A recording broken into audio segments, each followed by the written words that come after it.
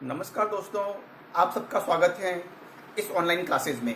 और साथियों, आज हम पढ़ने जा रहे हैं BSTC द्वितीय वर्ष को लेकर। और BSTC द्वितीय वर्ष के अंतर्गत आज का जो हमारा शिक्षण विषय है वह है हिंदी भाषा शिक्षण और प्रवीणता को लेकर।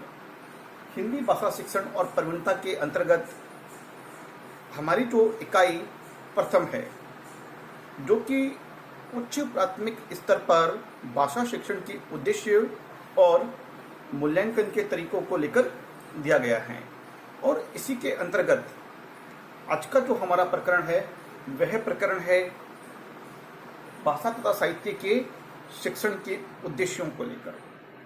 अब भाषा तथा साहित्य के शिक्षण के उद्देश्यों के अंतर्गत हमारा जो मुख्य शिक्षण बिंदु है साथियों, वो है साहित्य सर्जन की योग्यता।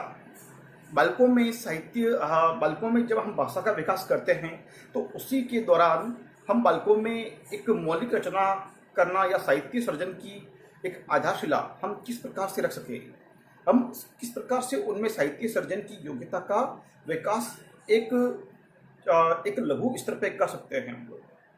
तो बालकों में ऐसी क्या विधाएं अपनाई जाए या किस प्रकार की गतिविधियों को अपनाया जाए ताकि बालक में साहित्य सर्जन के योग्यता का विकास का प्रारंभ हो सके। तो आइए साथियों, इसके बारे में हम कुछ साहित्य सर्जन के रूपों के बारे में पढ़ते हैं कि उन रूपों को अपनाया जाए, साथ में उनसे होने वाले व्यवहारगत परिवर्तन कौन कौन से होते हैं, तो उन परिवर्तनों के बारे में भी हम चर्चा करेंगे। तो साथियों, हम बढ़ते हैं अपने प्रकरण की ओर। तो साथियों, हमारे सामने है सर्जन के रूप में हम कविता, कहानी, ललित निबंध, नाट्यकरण, यात्रा वर्णन, डायरी लेखन आदि। साथियों, साहित्य सर्जन के रूप में हम लोग कविता है, बालकों को कविता लिखवा सकते हैं या बालकों को स्वयं को किसी भी चीज पर काव्य रचना या काव्य लेखन की प्रेरणा को जागृत करें कि बालकों, आप इस पर कुछ मुक्त छंद में ही सही। कविता लिखने में जरूरी नहीं कि हमें छंद का प्रयोग करना पड़ता है, वो सारे प्रयोग द्वितीय काल में जरूरत पड़ती थी हमें कि छंद को, अलंकारों को, मात्राओं की यति गति की गणनाओं का ध्यान रखकर हमें कविता का लेखन करना चाहिए था या कविता की रचना करनी पड़ती थी। लेकिन निराला के बाद मुक्त छंद की कविताएं लिखी जाने लगी, तो अब कविताओं में केवल तुकबंदी मिलाना ही कविता हम कह सकते हैं।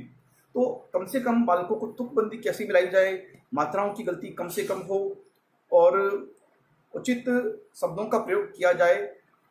तो इस प्रकार से कविता, छोटे छोटी काव्य सर्जन को करने का अवसर दिया जाए ताकि बालकों में कविता के प्रति रुचि जागृत हो सके और बालक ऐसी स्थिति में कविता का लेखन करेंगे। ठीक इसी प्रकार से कहानी, कोई आउटलाइन दी जाए या फिर कुछ चित्र दिया जाए जिसके माध्यम से बालक अपने स्वयं की सोच एवं बौद्धिक क्षमता के आधार पर कहानी लेखन का प्रयास करेंगे।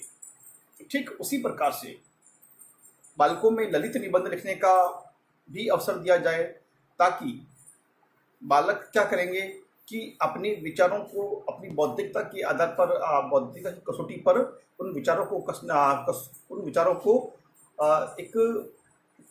कसौटी पर एक कसने का, एक उस पर मंथन करने का उन्हें अवसर प्राप्त होगा और उन विचारों को अपने किए हुए स्वयं के बौद्धिक मंथन के आधार पर उन विचारों को उस निबंध में समावेशित करने का प्रयास करेंगे, जिससे उनका बौद्धिक क्षमता न केवल विकसित होगी, शब्द भंडार न विकसित होगा, उन पर भाषा पर पूर्ण अधिकार भी बनेगा और साथियों, बालक एक मौलिक रचना की ओर प्रवृत्त होंगे।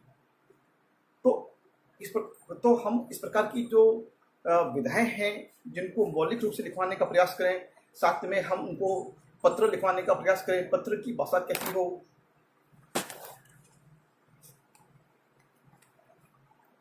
भाषा कैसी हो, और इसी प्रकार से बालकों में औपचारिक पत्र या फिर वार्तालाप हैं, साथ में उनका के द्वारा किया गया कोई यात्रा वर्णन है, यात्रा वर्णन के बारे में बात की जाए। तो इस प्रकार से हम बालकों में एक मौलिक रचना से जुड़ी ही बातों का विकास कर सकते हैं। और डायरी लेखन भी उन्हें डायरी लेखन की ओर भी उन्हें प्रेरित कर सकते हैं। जैसे डायरी लेखन में जैसे हमने पढ़ा होगा, बहुत से ऐसे साहित्यकार हुए हैं, कवि हुए हैं, लेखक हुए हैं या विचारक हुए हैं जो अपनी डायरी लेखन लिखते थे। और डायरी लेखन एक ऐसी कला है, ऐसी विधा है जो प्रतिदिन के कार्यक्रम या हमारे जीवन की जो बातें हम लिखना चाहते हैं उस डायरी लेखन में हम लिख सकते हैं।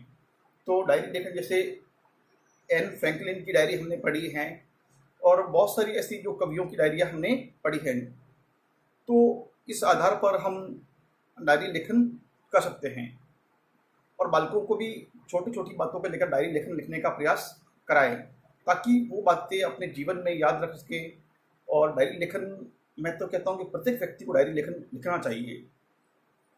तो साथियों, इस प्रकार हम बालकों में और अपने मौलिक रचना की ओर या साहित्य सर्जन की स्वरूप का विकास कर सकते हैं। तो आइए बढ़ते हैं हम अपने कि इन सभी जो रूपों का सर्जन के रूपों का उपयोग करने के बाद में उस बालक के व्यवहार में परिवर्तन किस प्रकार के हमें दृष्टिगत होते हैं। तो साथियों, अपेक्षित व्यवहारगत परिवर्तन, अपेक्षित व्यवहारगत परिवर्तन, सबसे पहला जो अपेक्षित परिवर्तन होगा साहित्य के अंतर्गत, तो वो होगा साहित्य की उपयुक्त विधा का चयन कर सकेगा। साहित्य की उपयुक्त विधा का चयन कर सकेगा। उसके बाद में सृजनात्मक साहित्य की कोई भी उपयुक्त विधा का चयन कर सकेगा, मतलब वो अपने साहित्य सर्जन के अंतर्गत उसे किस विधा के अंतर्गत अपनी रुचि है, चाहे वो निबंध लेखन में है, कहानी लेखन में है, यात्रा वृत्तांत लिखने में है, आत्मकथा लिखने में है, जीवनी लिखने में है, या फिर कहानी या कविता या उपन्यास लिखने में है। तो वो अपने अनुकूल, अपनी रुचि के अनुकूल साहित्य की उपयुक्त विधा का चयन कर पाएगा और वो उसमें उसी विधा के अंतर्गत उसका अनुसरण करेगा और उसी में ही अपना परिश्रम कर पाएगा। उसके बाद में है सृजनात्मक लेखन हेतु उपयुक्त ललित शब्दावली, काव्य रचना तथा कथन शैली का प्रयोग कर सकेगा।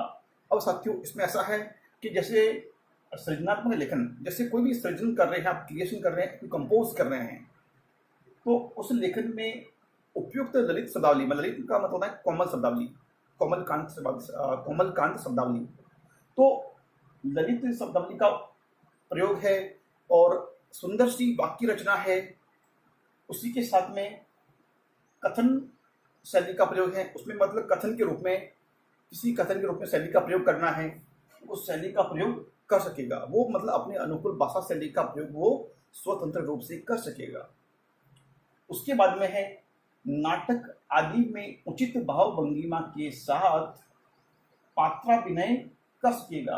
अब बालक में जब इतनी चीज़ों का विकास करोगे तो वो नाट्यकरण के दौरान, जब नाटक को मंचन किया जाए या नाटक का प्रस्तुतिकरण किया जाए, विद्यालय स्तर पर हो चाहे एक विभिन्न रंगमंच स्तर पर हो, तो वो नाट्यकरण के दौरान उचित प्रकार की भाव भंगिमाएं, मतलब नाट्य में कौन कौन से भाव भंगिमाएं हैं, उसमें उचित स्तर पर जब भावों का प्रभाव शामिल होगा तो उस उचित भाव के प्रभाव के तहत वो अपने हाव